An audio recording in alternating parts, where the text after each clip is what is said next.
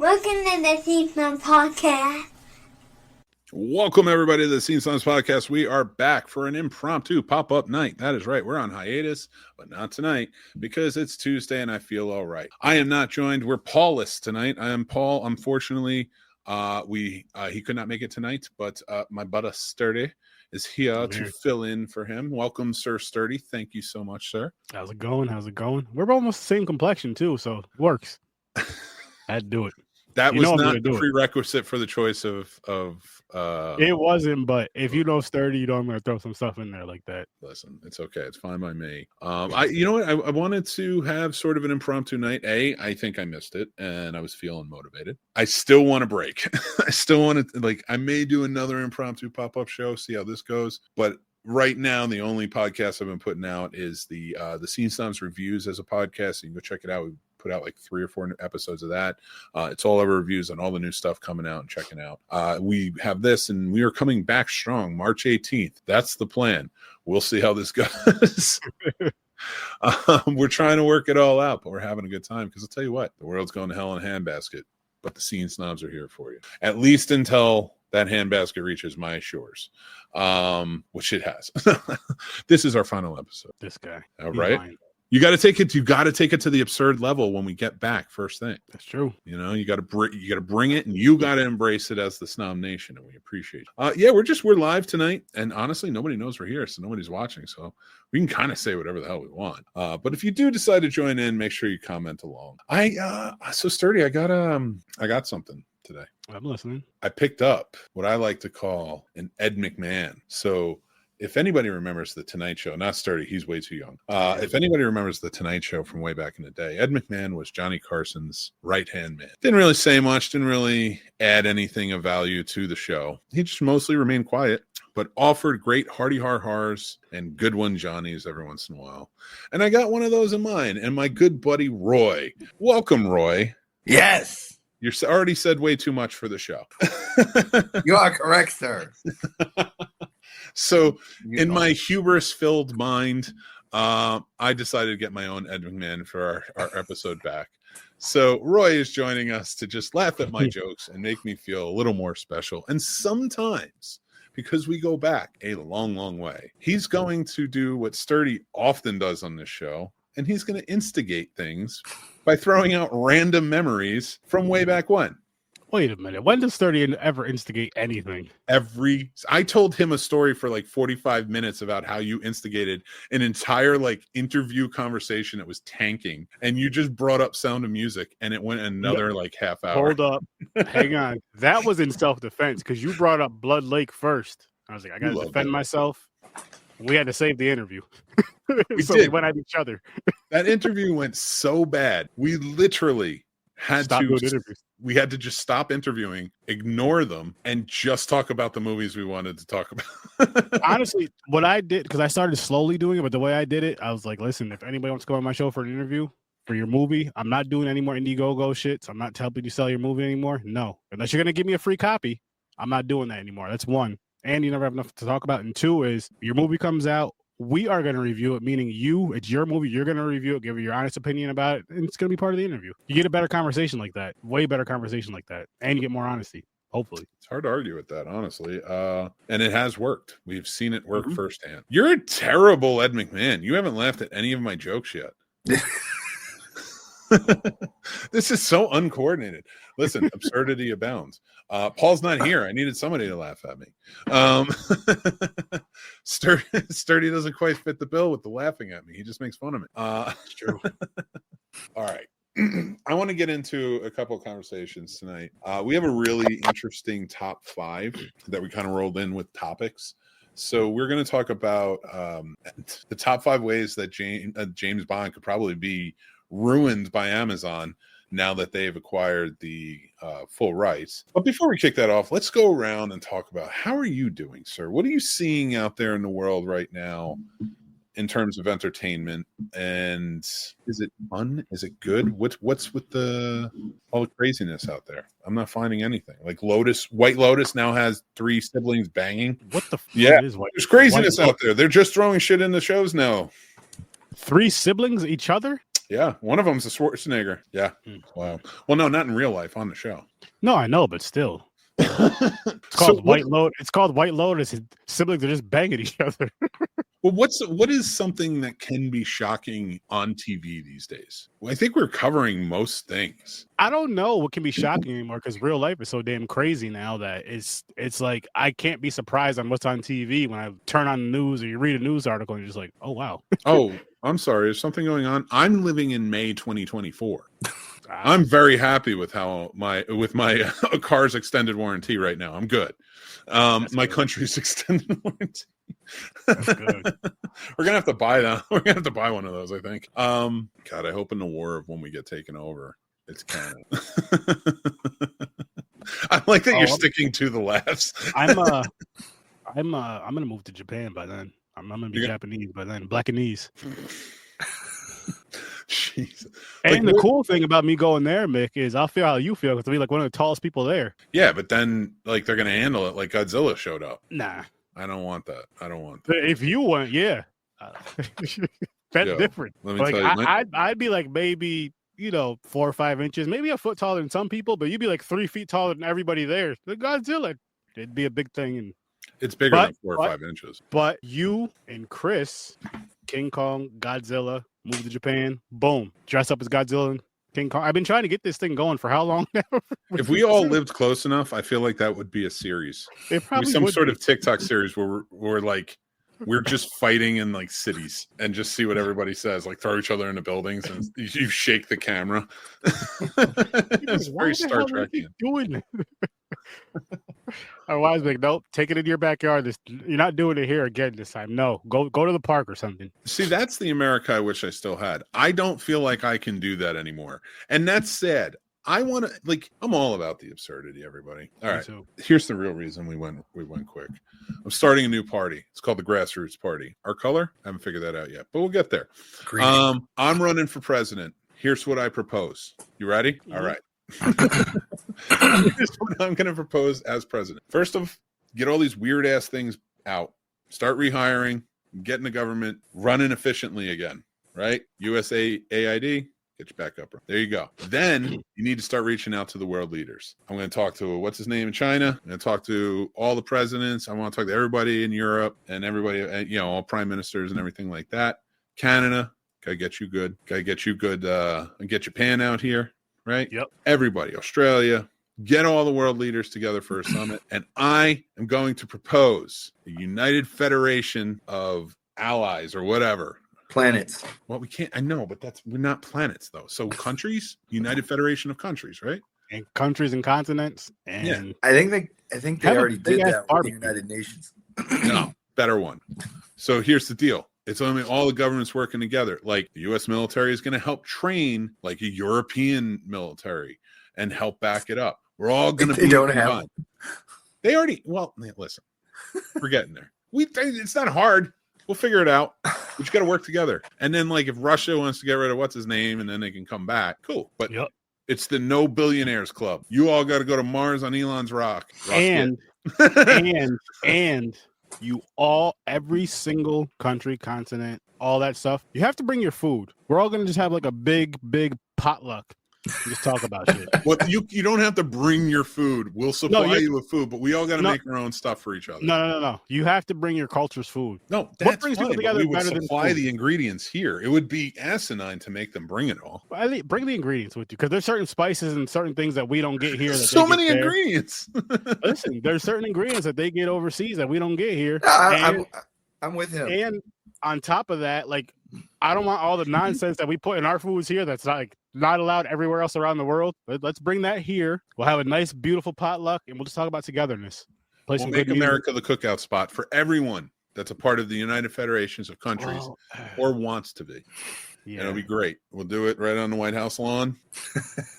And if you get this is down the future, everybody. This is after elected. If you act right, he said cookout, but you can get invited to the barbecue. Now that's something different. I misspoke. Well, I'm not throwing it. Enough? No, because now I have to fix things in the country too. Race relations. Yeah, listen, food. We're gonna have vendors at the White House every Sunday. Everybody comes and has some food. It's all gonna be all different types of food. And here's how you help racism. You blindfold people, right? You're gonna know exactly who the Irish are when you taste corned beef. No, listen. You blindfold people. You have to have conversations about, like, say you do like a little thing about certain things you like, not about people, just certain things you like to do this, that, and the third. Then people that like a lot of the same things, you blindfold them. They all go into a room. They have a conversation. And you let the kids go play. Oh, the kids will be out fine. back, and like they just have a good old time playing kickball or something. And like, that's how you do it. All you guys out there are having a hard time finding traditional women. I have an easy fix. Don't look for traditional. Just go out and find a woman. Be cool with it. Have fun. Everybody let go a little bit. Be like you were at the barbecues back, just chilling, hanging out with other people. If you're hanging out with 30 and people like 30, we're going to be passing around the peace pipe and it's not crack. I think what I can't say this.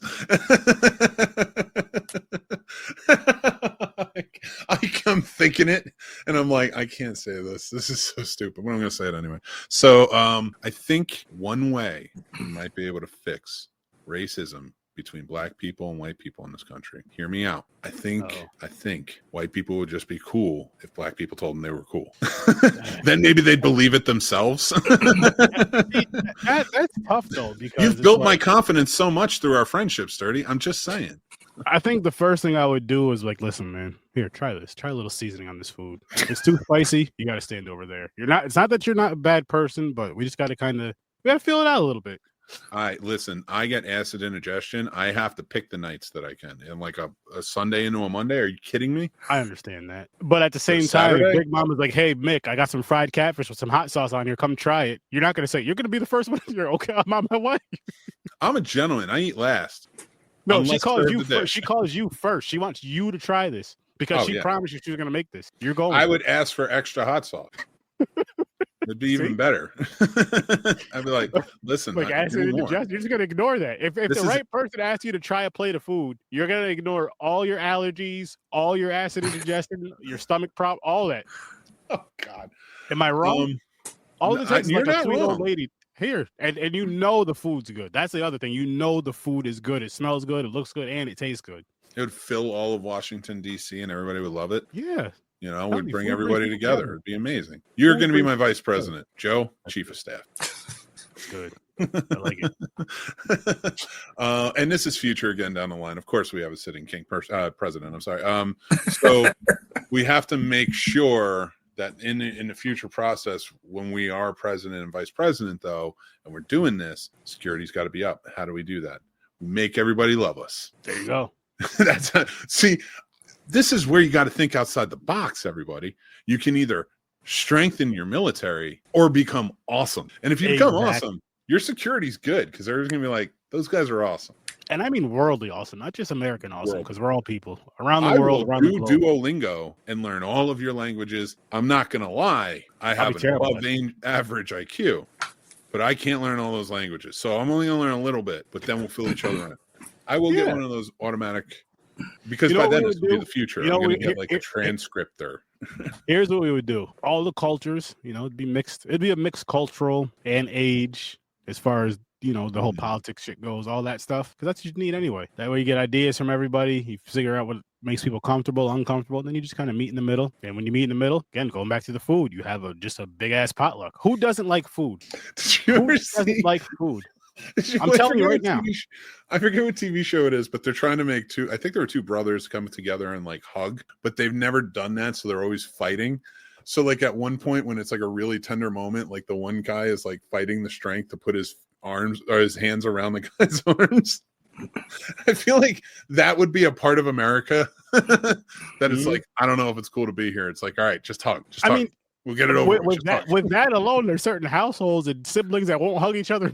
So it's like, listen, man, if we want to make this togetherness, you guys got to hug each other. If we're doing togetherness, you got to burn certain garbs at the bonfire. Oh yeah, it's gonna be amazing. You bring the drinks, we'll bring the laughs and the music, and it will be epic. Oh yeah, all those white hoods and red hoods. I know exactly what he means with that.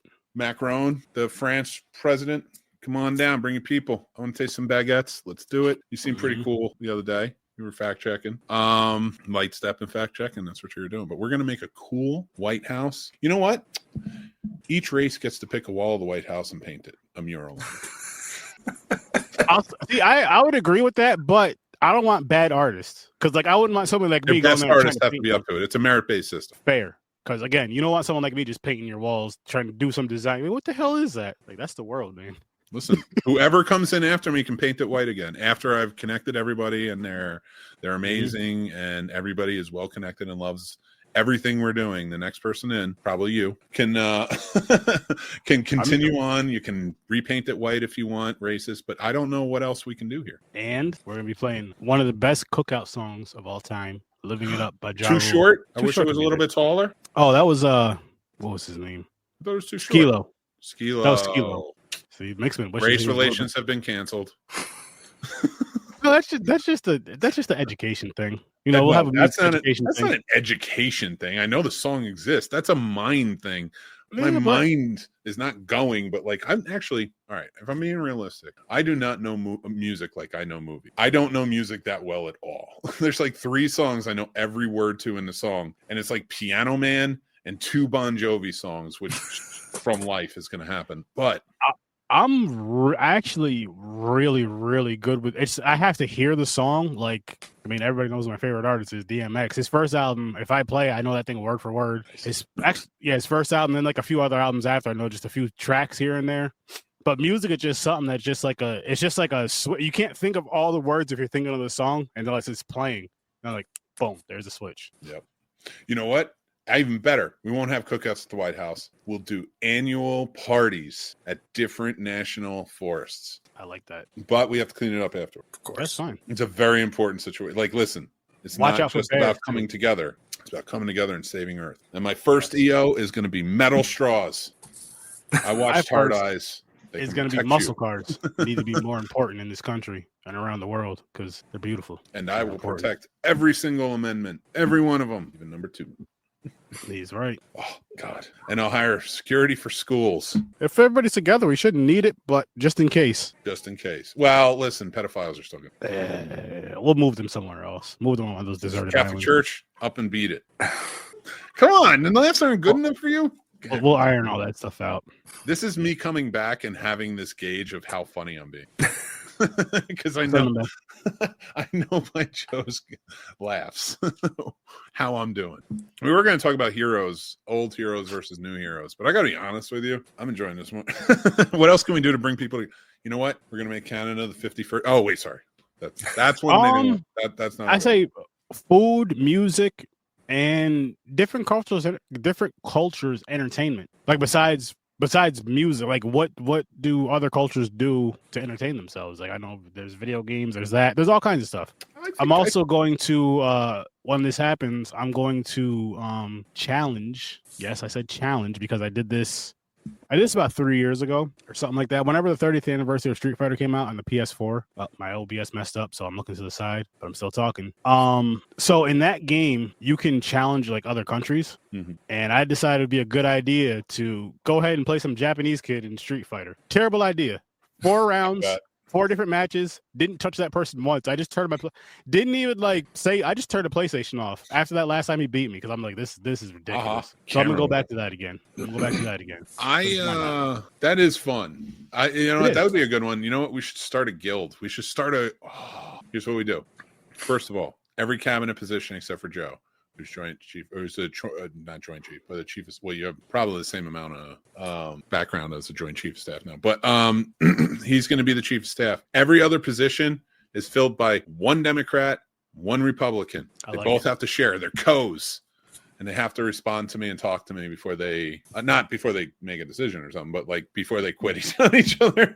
It's come talk to me first, and so we get both sides of the aisle voices heard, and I'm going to start a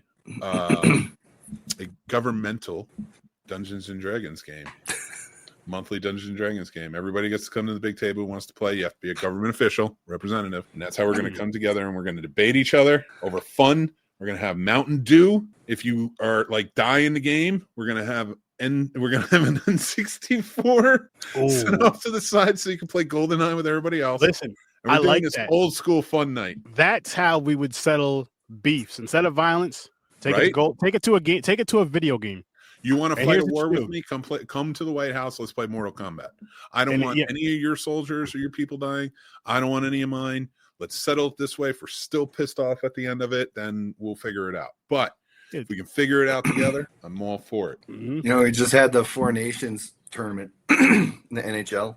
Yeah, I saw that. Yeah, and I've long advocated that all international disputes should be handled by hockey games. Like you have to send your hockey team, and instead of having a war, the two countries have to send a hockey team together and they have to play a game, and whoever wins, they've won the war. Basically, I will not fight wars as your president, unless it absolutely comes to that, and I won't even do a hockey game. I will do steps. I will say, hey, let's do a D&D. Let's talk about it that way. Let's do this. If it comes to a violent portion, and I'm putting hockey under this, you as president and me as the president have to fight it out in a neutral location. It doesn't have to be televised. Doesn't have to be anything. Street rules. We do what we do. You win. Like West Side Story. No. I would honestly say I would say boxing. You have the top, and then you televise it, you monetize it. I don't want to wear gloves. Yeah, I don't want to wear gloves, but we have to have witnesses there, and whoever loses, you can do bare knuckle boxing forward afterwards. You know, at least like this is where it's at. Like no soldiers and nobody has to die. No people have to die. It doesn't have to be this. I will just fight you straight up. See. Let's do it. You're going to have a lot stronger presidents down the line. They're going to get rid of a lot of old people. And even like with representatives and stuff, like you getting out of sorts, you're fighting with me. Fine. Let's handle it mano a mano. We'll go down to the gym. We'll get in the ring. Street rules fight. That's what it is. Wrap a rope around them. Start choking them. Street rules, man. A boxing or an MMA thing. You get in the octagon, you throw down. I don't want it televised. I don't want anybody embarrassed. That's not what this is about. But like, if you're willing to send people to die for you, you better be willing not to die, but to get into a fight and accept the consequences of when you get in a fight with me. That's just fair. like I'm willing to do. Like, I'm not saying that like yeah, because you're gonna have to accept the consequences. No, not that. I mean, like, I would be going in and accepting the consequences of whatever happened to me. It'd be fucked up. I get knocked the fuck out. I'd have a black eye, and I'd wake up. It'd be like, there's no more America. What are you talking about? What about Sturdy? Did he not get in the ring after me? No. Like I tried to tell you, Mick, you should have just let me race this person. I was gonna beat him, but you wanted to fight him. Well, no, the buck's got to stop with me as the president. I gotta do it first. You got to come in with the flying chair. I need on top of the cage. I feel like the Secretary of Defense would be better than that. I feel like the Secretary of Defense would be better than that. It would be better You're going to be the acting Secretary of Defense for that moment. No, I would pick two generals. One that may be more right-siding and one that's left. So then that way I can get two opinions that are going to work together to come to one agreement. They're eventually going to, because it's going to be too inefficient and make them work together. And they're both going to have enough of a connection with their parties and people that work within their parties to be able to be like, listen, this is what we came to. This is where we're at. And then I'll just be like, I'll sign off on it. Or I'll tell them to go to Sturdy, and Sturdy will just be like slapping them. I'll just sit them down and say, listen, if you guys can't figure this out, you have to watch The English Patient first and then Blood Lake right after. Instead of sending people to like prison and stuff and all that fighting, when you lose, you got to watch those two movies back to back. Oh my God. That would be kind of funny. Every time there's a bickering or every time there's a fight or something, or somebody says something mean, that's your punishment. Like you have a really mean, like, congressman or congresswoman or something like we've seen before in the past. We were talking about space lasers and shit, but which everything in the last, you just made me come to a realization I didn't want to come to, but it's actually a good segue into what we're getting into next. Everything they've done since January 20th has been something a Bond villain has done. Or like talked about, like not actually gone out and done, but like have talked about, and you're kind of like, I've just watched 20 James Bond films. Damn. First 40 years, 1962 to 2022, or 2002. That's when it came out, the 50th anniversary, 2022. So yeah. The crazy shit that happens in the James Bond movies, the wild harebrained scheme, they've either been talked about or done. Going to Fort Knox to see if the gold is there. is part of it. Goldfinger. It's in Goldfinger. Goldfinger goes, his whole plan is to destroy Fort Knox and all the gold, so that way he can be the main source of money for for all the countries, because he has the most gold reserve after Fort Knox. And I'm like, I feel like they're going to say there's no gold and get everybody in a tizzy so they buy crypto. You're probably right. And that's a Bond villain thing. You're right. We're like a jetpack and an Aston Martin shy of what the fuck, England? Where are you? Yeah, and I need a magnet watch because that's pretty damn cool. Can't find my car keys. Boop. Turn that thing on. Here they are. God, there's so many cool gadgets in these shows. I like in these movies, and they've just been so much fun. I know I'm getting into a point where there's no more gadgets. But that actually brings me to my next point. And the next part of our show, we might as well segue now. Our top 5 countdown. Ways Amazon may ruin James Bond. That's right, everybody. It's our top 5 countdown. I told you from coming back strong, and this is something I really wanted to talk about. So Amazon, Mr. Bezos, Jeff, please, I'm begging you, do not ruin this. Do not ruin this. I know you're not hands-on. You're super billionaire. You're hanging out with your buddies and the other guys trying to do the very fucking things that are in these movies you clearly haven't watched that you purchased. No, they were watching them looking for ideas. But there's even I can't even get it out. There's even a plot, and you're gonna have to go back and listen to the first part of the show if you're watching this clip. But there is a Bond villain who is who owns the media, and he controls the media and what stories come out there. Like, he's causing a war with like stealth ships and stuff. So that way he can have the news first before. So he's causing the things to have access to that news first. Tomorrow Never Dies, right? Yes, thank you. And I think about that, and I think about like the Washington Post, and I'm like, so Jeff, did you watch the movies? And if you did, why did you think James Bond was the villain, or do you just not care? Well, I am so far removed from like celebrities or anybody else. Like I watch movies like it's going out of fucking style, and in a way that I like analyze them. Joe knows, he worked in the industry with me. He just won't say anything. He's contractually obligated to just laugh. But so, like, I think about this and I'm like, what are we doing? What is happening here? Why are we doing this?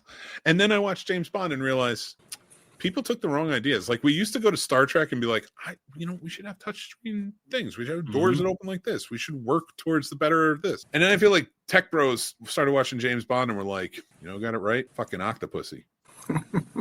She was 100% right the whole time. And it's like, really? Anyway, this is how basically the bad guy in Tomorrow Never Dies might ruin Bond. Who was played by Jonathan Pryce, by the way. He was very good. And his character was kind of based on Rupert Murdoch. Rupert Murdoch, right? Yeah. Yeah, there's so much. And to give you guys, if you guys are Bond fans, before we start, Sturdy, my friend here, and I are on a show called Popcorn and Pints every Saturday night live. And we do a lot of franchises. Not just, but we do a lot of franchises. And right now we are in the midst of doing every James Bond film, to which I say you go check out. Because right now we're only like 5 episodes in. We're on The Man with the Golden Gun and The Spy Who Loved Me. So we got a lot of movies to go. Go back, check out the older episodes, then start joining in live. Those are going to be a great time. But it is. It's going to be so much fun. And Popcorn and Pints is doing it's just a really fun time. We watched The English Patient last week too, so go check that out. And then roasted Sturdy for doing that episode's not out yet, but it'll be out by the weekend at the very. It's just on your Patreon, right? Yeah, but The English Patient. And then we did Diamonds Are Forever on the main show, and we finished off with Live or Let Die, which is one of my favorite Bond movies. That was a good one. Yeah, I had a lot of fun. You're gonna have a lot of fun with the rest of them going on for sure. But number 5, my number 5 ways that Amazon may ruin James Bond. And as we go into it, I think that it may ruin it with endless spin-offs. And that bothers me. I think I talked about the other night, we were talking about it on your show, how the only one I think I could stomach is maybe a Felix Leiter spinoff, which he's the CIA agent who is basically Bond's equal in America. Well, I think it's supposed to be that they're sort of equals, but like he's very much older than Bond in all of those movies. So I don't like if they follow the Jeffrey Wright sort of train or go with somebody new, I think they could do like Felix Leiter Adventure, stuff like that. And you could have like a Mission Impossible-esque type of show. With that being said, I'd prefer they don't do it. I'd prefer they don't do any like Young M, Moneypenny, any cartoons. I don't want to see a Q show. I don't want any of it. I don't want this to turn into Star Trek, which I think effectively does it very well because it was planned out.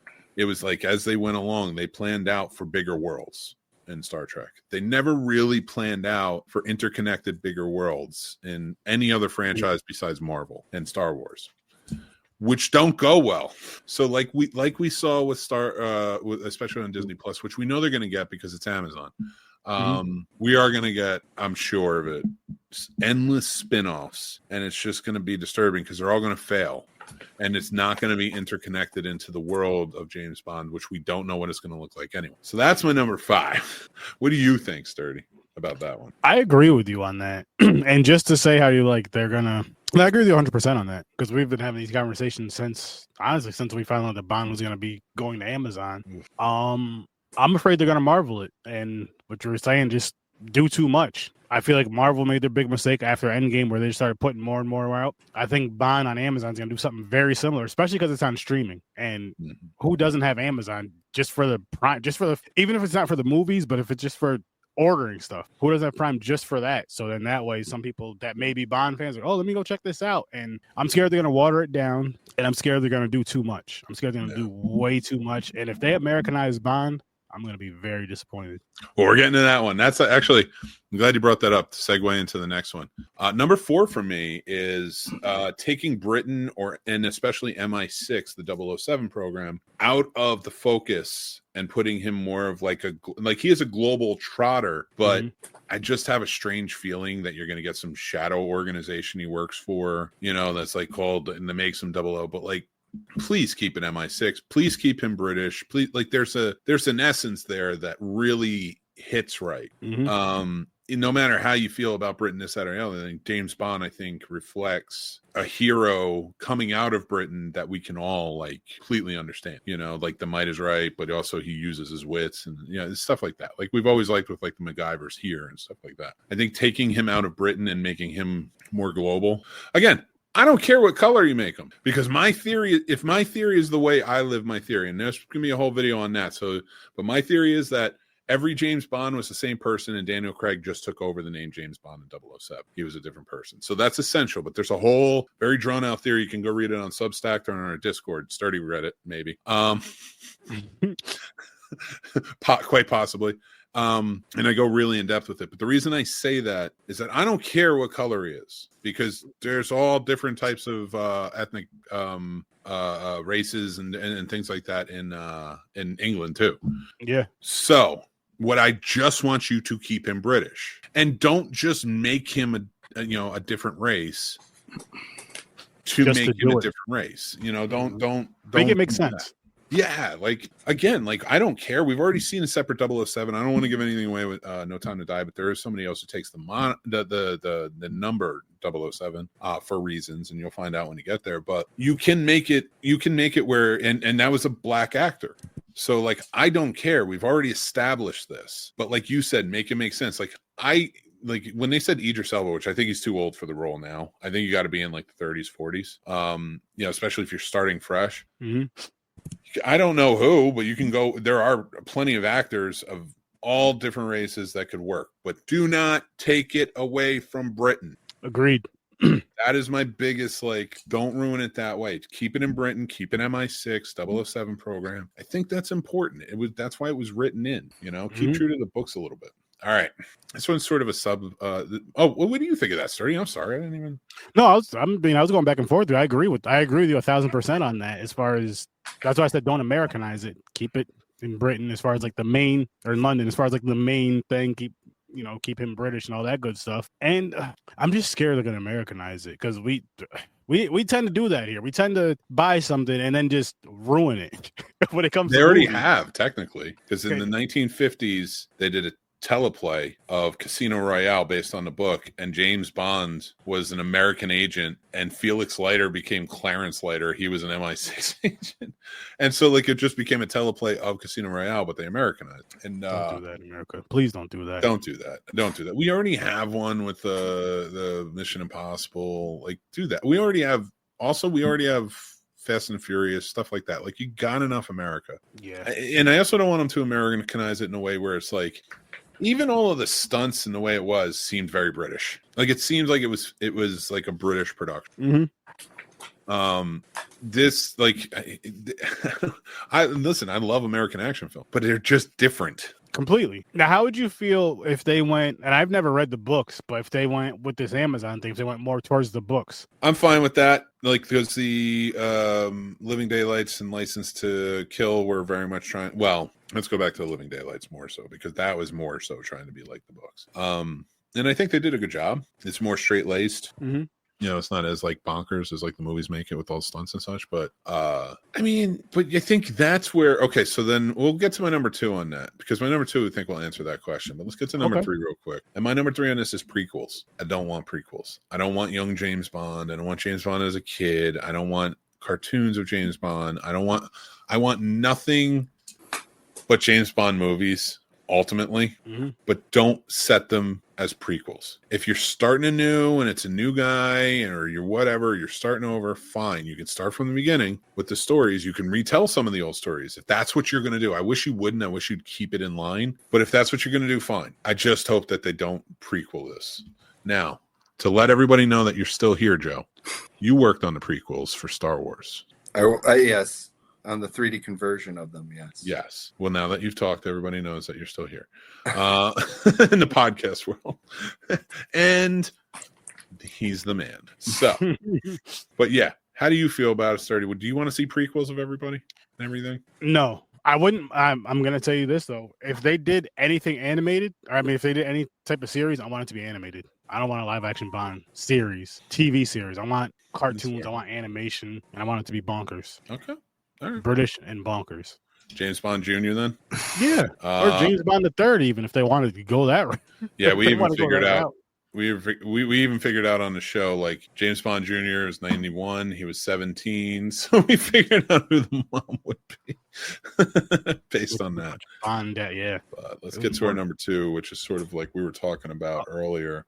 And that's removing the elements that make Bond special. That says 1. Oh, all right. Number 2, removing the Bond elements that make Bond special. We talked about Britain. We talked, and he has a charm about him. Well, it's not just that. I think, yeah. I mean, definitely has a lot of charm and charisma. And I mean, I'll say from the what is his name? From the Sean Connerys, he's a terrible spy. And I want that in the new Bond. I want that in the new Bond movies. I want him to still be a terrible spy, at least for the first few movies, because there's just stuff. He's always walking literally walking right into a trap. And I'm thinking to myself, like, I thought they were way smarter and better than this, but he's just like going right there. Or like when certain things are going down, which you have stupid henchmen, of course. Like certain spots where he's hiding. I'm just like, come on, Bond. I mean, the last movie we watched, he walked past 2 henchmen. They were just acting like they were doing something. He goes and does whatever the hell he does. It gets knocked out. I'm like, you should really be keeping an eye on these 2 people right here. You should be better than you. Turned your back on them. Didn't even look around. Nothing. Next thing you know, knocked out. James Bond's biggest power is his luck. I thought you were going to say penis. That's his second biggest power, because that guy gets laid more than anybody, and that's why, like, I don't like. I'm going to say something maybe controversial here, and I don't mean to be sexist. That's what I don't think James Bond should ever be a woman. And the reason I don't think James Bond should ever be a woman is because they will lose elements of what made James Bond fun and special. And you could do them, but they won't, because it will be just too. Like, no, that's not how a woman acts. I'm like, she should be sleeping around. Like, if a guy comes near, like James Bond, she should just be horny. And I don't have a problem with that in a characteristic. If that's what she's trying to, like, hook up, get closer, or whatever, fine. Because we've seen it in, like, insinuated in, like, the Black Widow, like, storyline. We've seen it in the Red Sparrow, like, that she was a spy that was, you know, hooked up, did that stuff. You know what is a good idea of, like, what I'd like it to be, where it's more on the level of, you remember the She-Hulk TV show? I didn't watch it, but I know what you're talking about. Yeah, She-Hulk bangs all the time. She doesn't care. Like she's just into it, and fine, whatever. But that's what James Bond needs to be. So if you turn it into a woman, like she needs to be that. Also stunt oriented and like not a dick to everyone. James Bond's so easy to get along with. He just rolls up and talks to people. Like you can't be like this crazy, like I don't know. And I agree with that, and changing a man to that type of character too. Like I didn't love that Timothy Dalton, his movies skipped out on some of those things, some of those tropes and those cliches that worked for James Bond.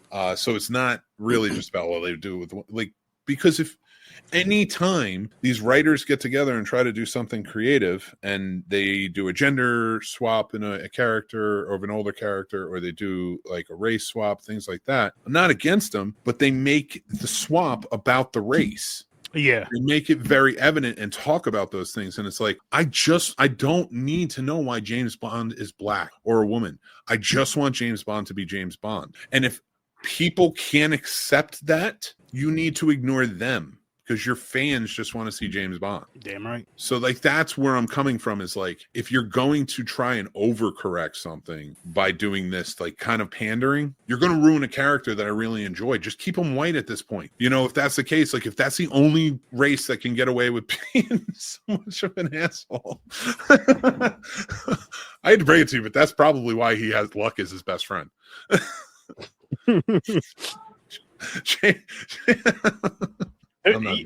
Those movies, you know what's funny about those movies is there's so many times where he should have just been taken out. Like as far as like what's been going on like around him.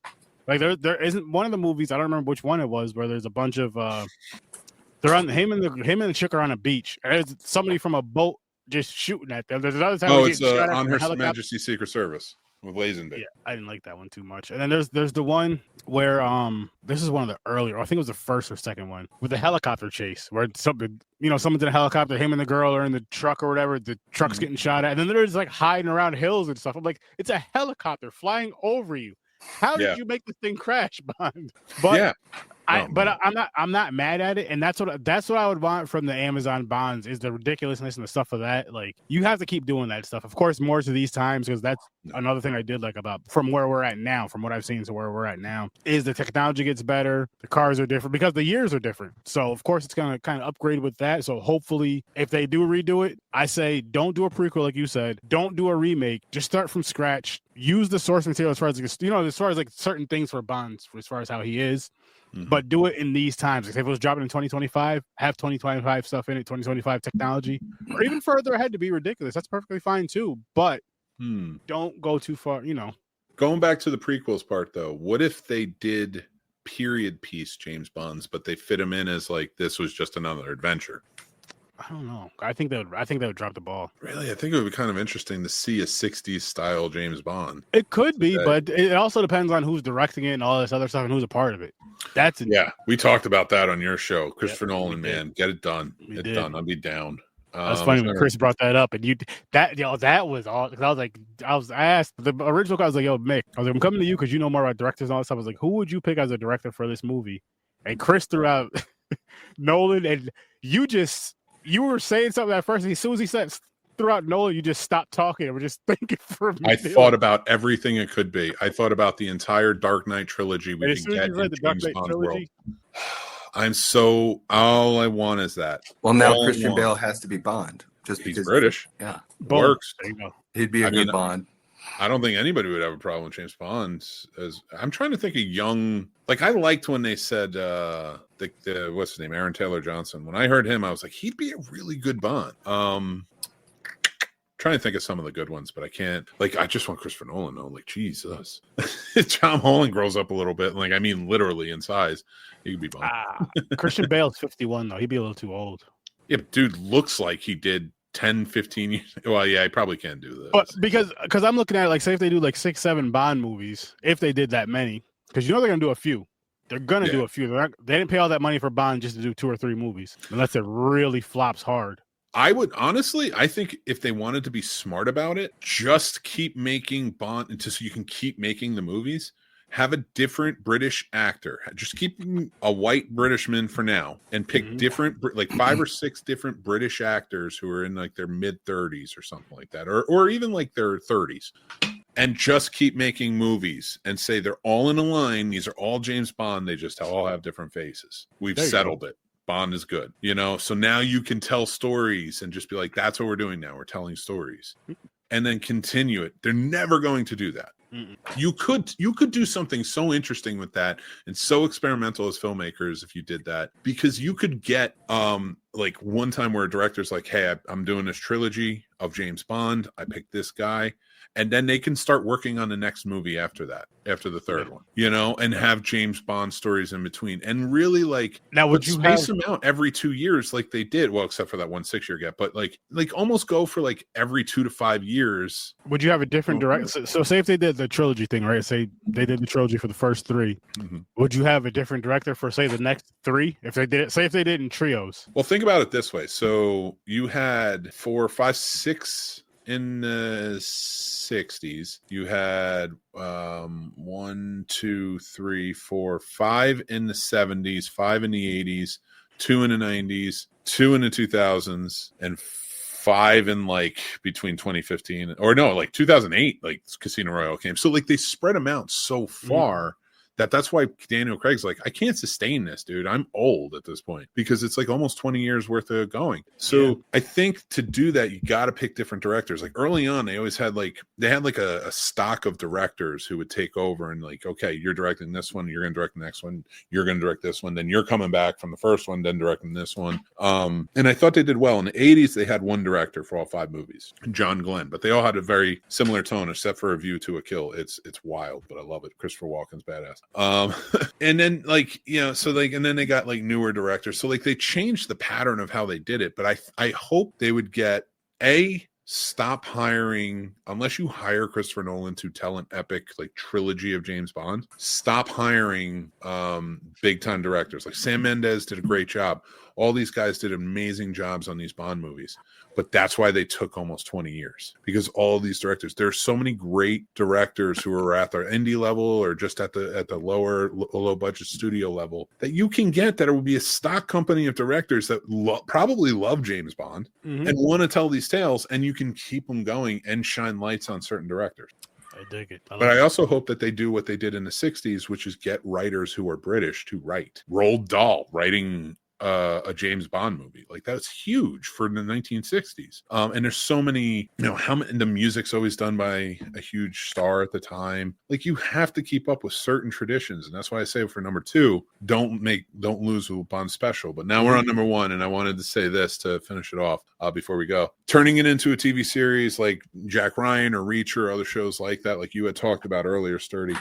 I can't do the dark and gritty like those shows are great and they're fun and they're wonderful and they're very American TV shows. This is not what James Bond is. If you turn it into a TV show, you're ruining it. Keep it movies. Unless you do an animated series like James Bond Jr. Like James Bond Jr. As always, like James Bond Jr. No one can stop him, but Scum always tries. I haven't watched that cartoon in years. I still remember the damn theme song. Dude, you got my kid hooked on it, and now he's just watching it. And they have all the old villains in it too. He's having a ball because watching the movies with me, and then going back, he's like, "That's Goldfinger, that's Jaws, that's what," you know, like he's like naming them. He's like, "They're definitely in this. Odd Job's in it." I'm like, okay. Like, I gotta watch those. It was a lot of fun one of these nights. But we're gonna round out, but I have to finish off with, of course, Mick's movie pick for this week. As you know, everybody, my movie picks are always going to be tomorrow classic film reviews here on the Snobs channel. So if you like, you subscribe, you help come out, you can go and listen to it. It's like a little documentary that plays with the trailer. You'll have some fun. You'll learn about a little bit behind the scenes, the legacy, the reception, things like that, of a great romantic movie from 1953, Roman Holiday, starring Gregory Peck and Audrey Hepburn in one of her first roles. She was so new to this. I absolutely adored it. I had such a great time with this movie when I first saw it, and I've checked it out since, and my wife and I are going to watch this. So I'm all in on this. But if you haven't had a chance to check this out, this has been February. We've been doing romance movie months this month. This is our final one. We're going into March next month. So be aware and be ready and subscribe so you know what classic films are coming out then. But as for tomorrow, Roman Holiday will be out. You can go check that out. Ooh. And then, of course, it's James Bond time. We've been talking about it. Over on Popcorn and Pints, we're reviewing it. And now you get to check out the next week's worth of classic film reviews on James Bond. GoldenEye from 1995 and Tomorrow Never Dies from 1997, starring the great Michelle Yeoh, Academy Award winner Michelle Yeoh. I'm gonna keep listen, people out there watching, listening. I'm gonna keep pushing these guys over on Popcorn and Pints. When we're done with James Bond, we all have the Nintendo Switch. We all have that thing, the 64 thing and all that. I think we need to get some GoldenEye action streaming. Been a long time, but I'll go for it. I'm gonna put my glasses on for that one. But I want to say, before we get going, I want to say thank you to my good buddy Roy for stopping by and hanging out with us and just being genuinely quiet. Like that's what we talked about. And I wanted to see if he could make it, and he did. Like, he really stuck with it. I was kidding. I was like, "You could talk the whole time." I would have been terrible at that. As soon as the show started, I'm gonna start running my mouth. Oh, I know, and that's why I love you. But we are gonna still be on break. Probably March 18th we'll come back. Maybe we'll have another impromptu pop up. Tell us if you want more. Maybe we'll do another show. I have some good topics ready to come up and ready to go. But I want to thank you again, Roy, for jumping in, having a good old time. I'm going to put you in the back for now while we close out the show, and we'll see you right after. But guys, it is time for that final goodbye of the evening. And I want to say to you, this is Sir Sturdy, and you should go check out his channel, Horror with Sir Sturdy Podcast, Sir Sturdovision, which is a great show on there as well. We also do Popcorn and Pints. But I'm going to let you take it away and talk about it. What do you guys have going on right now in Horror with Sir Sturdy? Actually, Thursday night at 8:00 Eastern time, we will be reviewing the film Ghost Watch. I've never seen it, but I'm going to check it out, of course, to review that, have a great time with that. I'm going to say this. You guys, I'm going to get my Patreon together, and I'm going to have my Discord link in there. We have a lot of fun in Discord. And I'm really trying to build a community in there because all the other social media things, I had a Facebook group a couple of years ago that was a good size, and I had like 800 people in there, and then Facebook decided to delete it on me. So I was just like, Discord is where it's at. You got more freedom there. There's more of a connection there. It's a good time. It's a really good time there. I'm getting back into the gaming stuff too, especially with horror. So you guys want to check that out. I've been playing I forgot what it's called, but you guys see me streaming it. And if you've seen me and my brother playing it, you hear some grown-ass men yelling, not screaming, yelling, because our voices just can't get that high anymore. You hit puberty and all that stuff. That's true. It doesn't get all that high screechy stuff. You just yell, ah! But it's one of those games that kind of it's a horror game, and it's something that makes me jumpy and all that stuff, especially when I have the green courage. You guys know what I'm talking about, the herbal essence. And yeah, tune in for that. And if you play the game, come join us and play the game with us, because we don't know what the hell we're doing at times. Yeah, it is a good time. Go follow them over there. Horror Sir Sturdy Podcast. Make sure follow them, Popcorn and Pints as well. I'm Mick Manhattan, the host of the Scene Snobs. Paul will be back when we get back. Of course, yes, Sturdy, you're always welcome. Come back here. You're part of the show as well. Ghost Watch was my pick, so I'll be over there for Horror Sir Sturdy. And I just wanted to say, guys, I know it's been a really tough time. It's been really tough. Maybe a little over a month for you guys, as well as it has been me and everybody else. I just want you to know you're kicking ass. As much stuff is going on, you're doing it. You're putting it together. You're making stuff happen. Stay positive always. Remember to be kind to yourselves. That is important. Take care of yourselves. That's important. Take care of the people around you. That is important. But remember, just be classy, be kind, and take care of yourselves, like I always say. But until next time, I'm Mick Manhattan from the Scene Snobs. That's Sir Sturdy from the Horror Sir Sturdy Podcast, Scene Snobs, Popcorn and Pints, and everything in between. And Troy Hill Talks. And Troy Hill Talks. Yeah, go check out our buddy Troy Hill Talks. He's every other Thursday. You can check him out at Troy Hill Talks. He's got a really fun show, and Sturdy is on there as a guest co-host, or your official? I'm like it's like a guest co-host for now, pretty much. Okay. Well, for the foreseeable future, and you're going to want to be there. We just had a great episode. We talked about the Sidney Poitier movies with Bill Cosby, his sort of trilogy of Uptown Saturday Night, Let's Do It Again, and A Piece of the Action. 3 great movies. Go check them out. Yes. And but seriously though, remember to take care. Oh, what you got?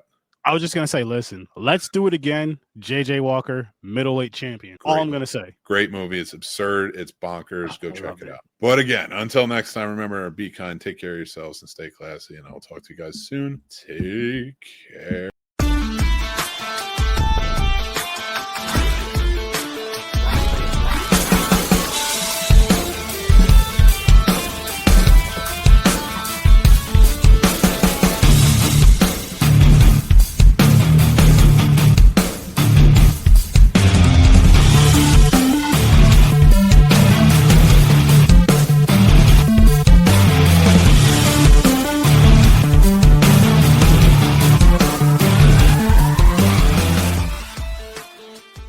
I'm here. Hold on.